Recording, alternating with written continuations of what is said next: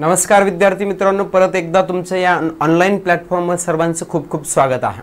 आज आपण बघणार आहोत प्रॅक्टिस सेट 3.3 हा जो पार्ट आहे सर्कल या चॅप्टर मधला आपण बघत आहोत। त्याच्यामध्ये जे काही क्वेश्चन्स आहेत प्रॅक्टिस सेट 3.3 च्या अनुषंगाने ही या ठिकाणी आपण डिस्कस करणार आहोत।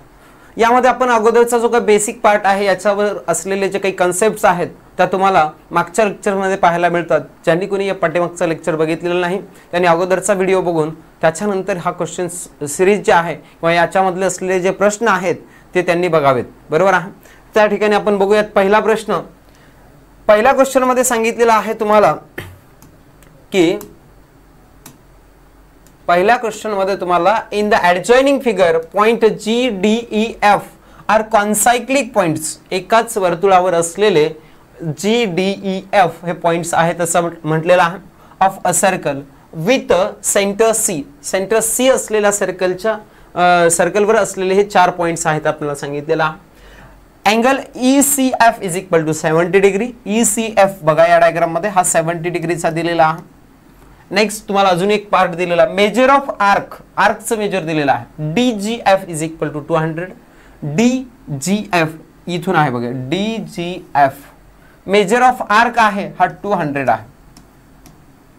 Then find the measure of arc DE, DE चं मेजर काढायचं आहे म्हणजे हा DE काढायचं आहे। Next measure of angle measure of arc DEF म्हणजे हा इथून इथपर्यंतचा पार्ट काढायचा, ठीक आहे। म्हणजे 2 पार्ट्स काढायचे आहेत। म्हणजे तुम्हाला मी म्हटल्याप्रमाणे या ठिकाणी अगोदरचा जो पार्ट आपण शिकलेला आहे त्या पार्ट्स नुसार या ठिकाणी ह्या सगळ्यांची माप आपल्याला काढता येतात। सुरुवातीला बघा आपल्याला पहिला काढायचा आहे find the measure of arc DE। या DE चं इथून इथपर्यंतचा पार्ट आहे म्हणजे एक तर हा अँगल माहिती असला पाहिजे तुम्हाला। बघा आहे का सेंट्रल अँगल माहिती तुम्हाला? नाही। मग तो तुम्ही फाइंड कसा करू शकता तर गिवन इन्फॉर्मेशन पहिली जो दिलेला अँगल आहे तुम्हाला अँगल ECF यानुसार ECF is equal to 70 degree दिलेली इन्फॉर्मेशन आहे। या अँगल नुसार आपल्याला काढता काय येतं याच्यानुसार याच्याशी असलेला करस्पॉन्डिंग आर्क जो आहे या आर्कचं मेजर निश्चितच काढता येईल। देअरफॉर आपल्याला सांगता येतं काय सांगता येतं इथं मेजर ऑफ आर्क, कारण हा सेंट्रल अँगल आहे आणि सेंट्रल अँगलचं मेजर कुणाशी इक्वल असणार आहे त्याच्याशी करस्पॉन्डिंग असलेला जो मायनर आर्क आहे त्या मायनर आर्कशी इक्वल असणार आहे।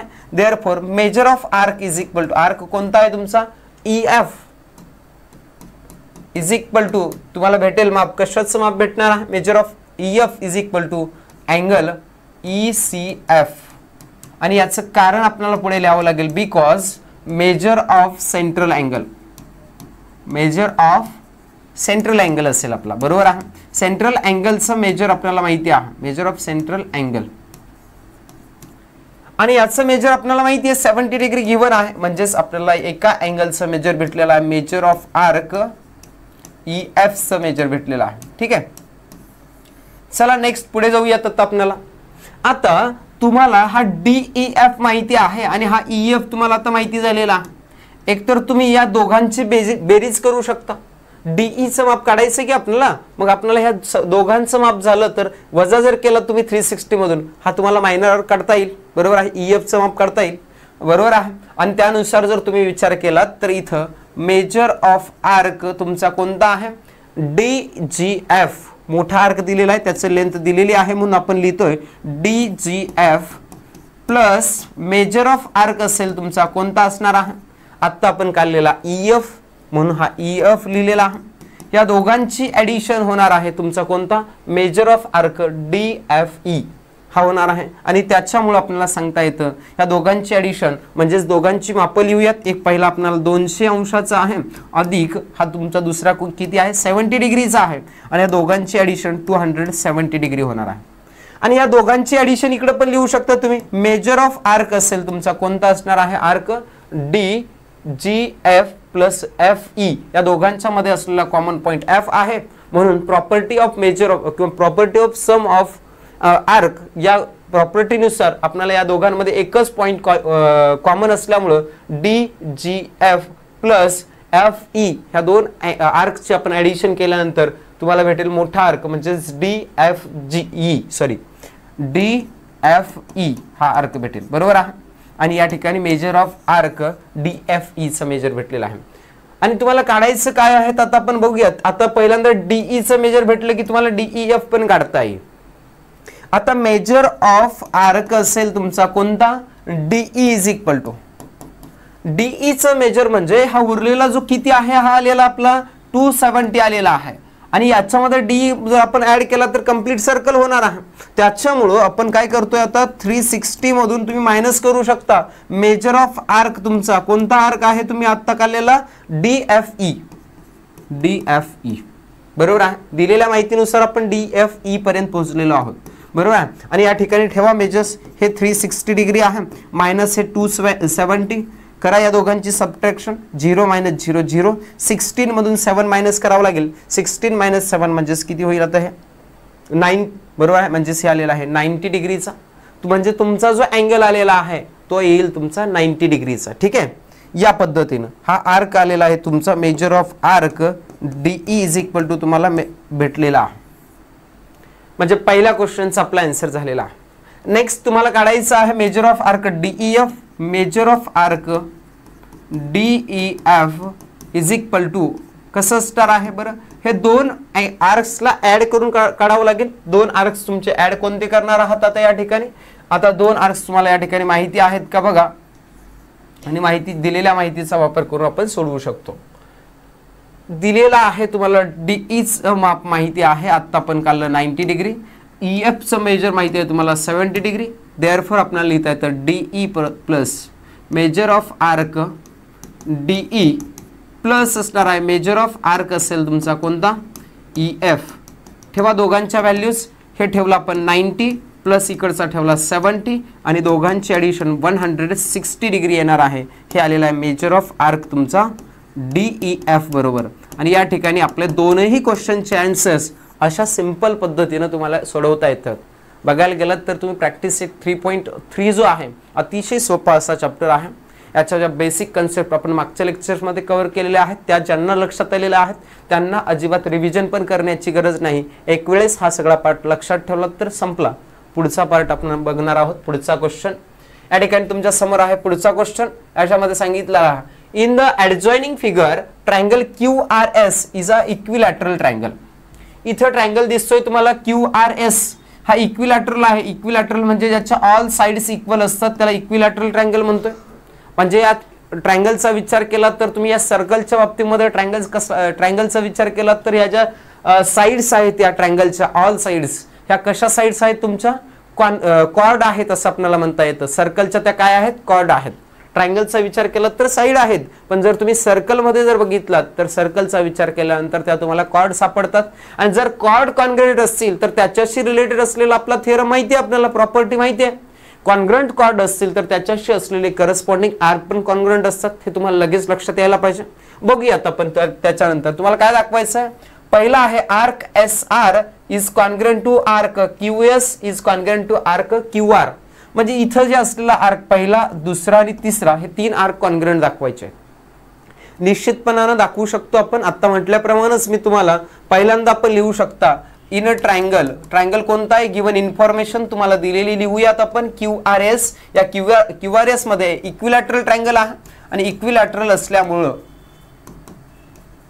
याच्या ऑल साइड्स इक्वल असणार आहेत. म्हणजेच QR इज इक्वल टू असणार आहे QS.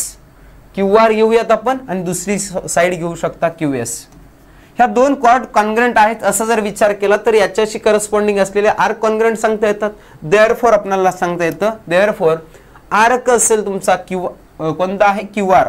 Major of arc QR is congruent to measure of arc असेल तुमचा कोणता आर्क असेल QS. याचं कारण पुढे लिहू शकता तुम्ही इक्वेशन नंबर फर्स्ट. आणि बिकॉज corresponding arcs of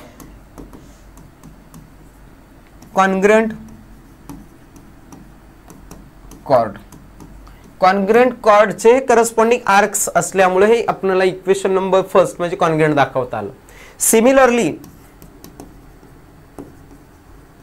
आपल्याला दुसरा पार्ट कोणता माहिती आहे. जसं हा QR आणि हा QS कॉन्ग्रुएंट दाखवलं तसं QR आणि QS सांगा किंवा RS आणि QS सांगा, कुठलेही सांगू शकता. मी म्हणूयात आपण RS इज कॉन्ग्रेंट असणार आहे कुणाशी, QS ची. RES कॉन्ग्रेंट आहे QS ची. देअरफॉर आपल्याला सांगता येतं मेजर ऑफ आर्क असेल तुमचा कोणता असणार आहे मेजर ऑफ आर्क. आता इथं RS असेल याचा is congruent to measure of arc तुम्हाला सांगता येतो. नेक्स्ट आर्क कुठला आहे तुमचा, आता हा QS आहे आणि हे दोन आर्क्स कॉन्ग्रेंट असणार आहेत. इक्वेशन नंबर सेकंड याचं देखील रिझन सेम वरच्या सारखंच लिहावं लागेल. आणि from equation first and second, from equation first and second नुसार काय सांगता येतं, हे ऑल कॉर्ड्स कॉन्ग्रेंट सांगता येतात. आर्क असेल तुमचा कोणता, RS किंवा QR कॉन्ग्रेंट आहे आर्क तुमचा कोणता, QS आणि कॉन्ग्रेंट आहे आर्क तिसरा QR. हे इन डिटेल आपल्याला अशा पद्धतीने स्टेप बाय स्टेप सोडवायचं आहे. नेक्स्ट तुम्हाला मेजर ऑफ आर्क QRS बघा, QRS बघा इथं आहे QR आणि S, म्हणजे या पद्धतीने Q पासून R पर्यंत, R पासून कुठे S पर्यंत, याचं मेजर तुम्हाला 240 डिग्री हे दाखवायचं आहे. हे दाखवण्यासाठी आपल्याला जी इन्फॉर्मेशन आहे ते या ठिकाणी आपण बघूयात. लक्षात आलं असेल तर मी इथं थोडं इरेज केलं तर चालेल ह्या पुढचा पार्ट, आणि याच्यामध्ये आपल्याला इथं पुढचं आन्सर सोडवता येईल. इथं मेजर ऑफ आर्क जो आहे तो QRS चं मेजर आपण या ठिकाणी काढण्याचा प्रयत्न करणार आहोत. बघा इथं सांगितलेलं आहे या तिन्ही आर्कची जर सम केलात तुम्ही, बेरीज केलात, तर तुम्हाला कळतं मेजर ऑफ आर्क तुमचा असेल QR प्लस आर्क असेल तुमचा कोणता, QR RS आणि प्लस आर्क असेल तुमचा कोणता, आर्क QS. या तिघांची बेरीज म्हणजे कंप्लीट सर्कल होतं, म्हणजे 360 डिग्री लिहू शकता तुम्ही. इंडिव्हिज्युअल तुम्हाला एका आर्कचं डिस्टन्स काढण्यासाठी तुम्हाला ह्या सगळ्यांची ॲडिशन करावी लागेल, आणि हे सगळेच आर्क कॉन्ग्रेंट असल्यामुळं आपण QR सगळ्याच्या ऐवजी लिहू शकता. Arc QR plus arc QR plus arc काय असणार आहे तुमचा QR आणि इज इक्वल टू 360 डिग्री. असं का लिहिलं, कारण इथं तुम्हाला सगळेच आर्क कॉन्ग्रेंट दिसत आहेत, म्हणजे तुम्ही एकच आर्क लिहू शकता. आणि 3 इंटू 3 वेळेस आहे, म्हणजे 3 into arc QR is equal to 360 येणार आहे. आणि आर्क QRचं मेजर येणार आहे तुमचं किती येणार आहे, 360 अपॉन हे मल्टिप्लाय मधले असलेलं 3 डिवाइड मध्ये, आणि 3 ने डिवाइड करा 120 डिग्री. हे एका आर्कचं मेजर भेटलेलं आहे arc QR is equal to. आता एका याचं 120 आहे, म्हणजे हा 120 चा झालेला आहे, आणि हा पण 120 चा असणार आहे, आणि हा पण 120 चा असणार आहे. तुम्हाला आता या दोघांची ॲडिशन करायची आहे, म्हणजे निश्चितच तुम्हाला या दोन्ही आर्कची आपण ॲडिशन केल्यानंतर 120 प्लस 120 होणार आहे. म्हणजेच मेजर ऑफ आर्क असेल तुमचा कोणता आर्क असणार आहे, QRS is equal to 120 plus 120 is equal to 240. या प्रकारे तुमचा मेजर ऑफ आर्क भेटेल तुम्हाला कोणता, QRS मेजर 120 डिग्री हे प्रूफ होणार आहे. आणि अशा पद्धतीनं तुम्हाला सेकंड नंबरचा क्वेश्चन सोडवता येतो. नेक्स्ट पुढे जाऊयात आपण पुढच्या क्वेश्चनकडे. पुढचा आहे प्रश्न आपल्याकडे थर्ड नंबरचा आहे, लास्ट क्वेश्चन आहे या प्रॅक्टिस सेटमध्ये. फक्त 3च प्रश्न आहेत. याच्यामध्ये सांगितलेलं आहे in the adjoining figure chord AB is congruent to CD. AB जी कॉर्ड आहे या CD ला कॉन्ग्रेंट आहे, तर then prove that AC is congruent to BD. हा क्वेश्चन प्रिव्हियस इयर क्वेश्चन मध्ये पण पाहायला मिळू शकतो तुम्हाला, म्हणजे इम्पॉर्टंट आहे.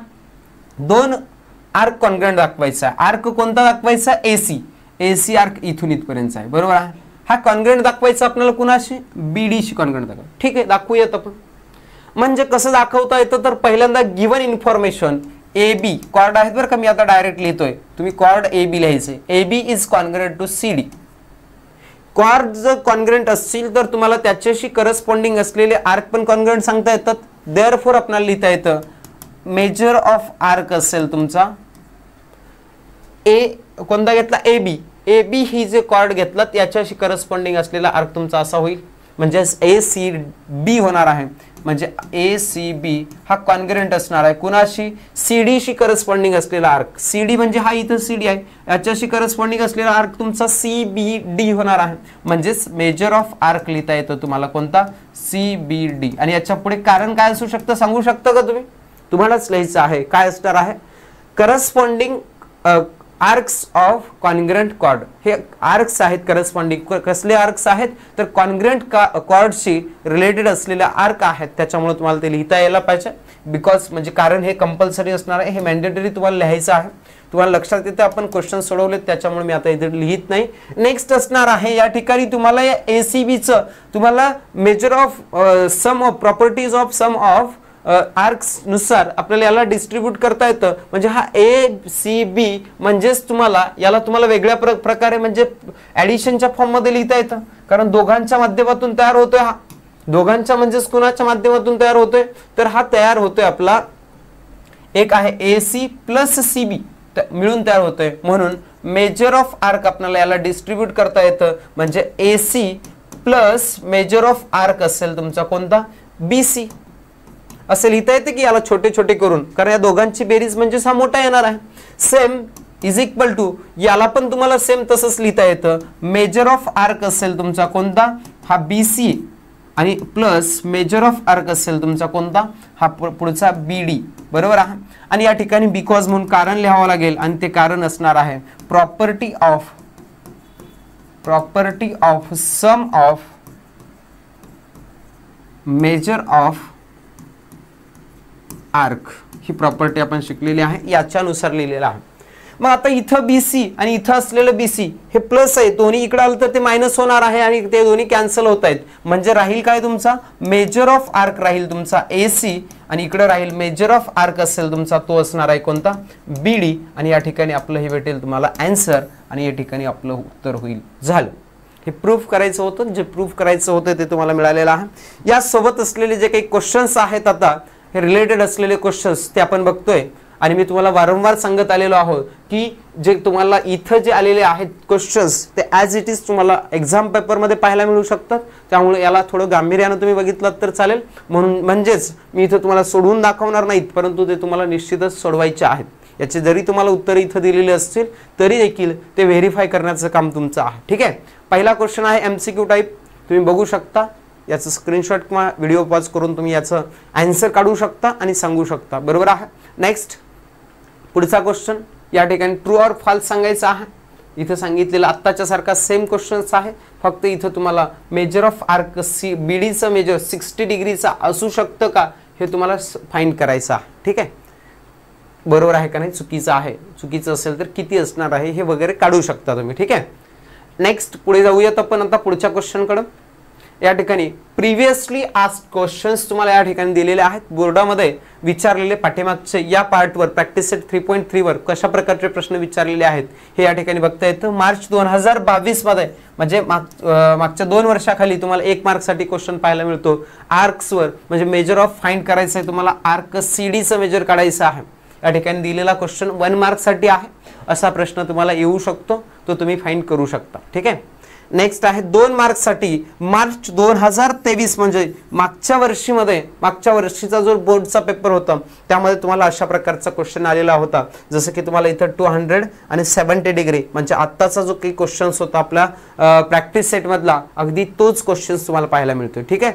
नेक्स्ट पुढे आहे आपला प्रॅक्टिस सेट 3.4 आहे. आता प्रॅक्टिस सेट 3.4च्या अनुषंगाने ज्या काही कन्सेप्ट्स आहेत त्या नेक्स्ट लेक्चरमध्ये आपण बघूयात. आपण बघितलेला प्रॅक्टिस सेट 3.3 सगळ्यांना अतिशय व्यवस्थित सोप्या पद्धतीने समजलेला असेल असं आपण अपेक्षा करूयात आणि या ठिकाणी आपण थांबूयात. धन्यवाद.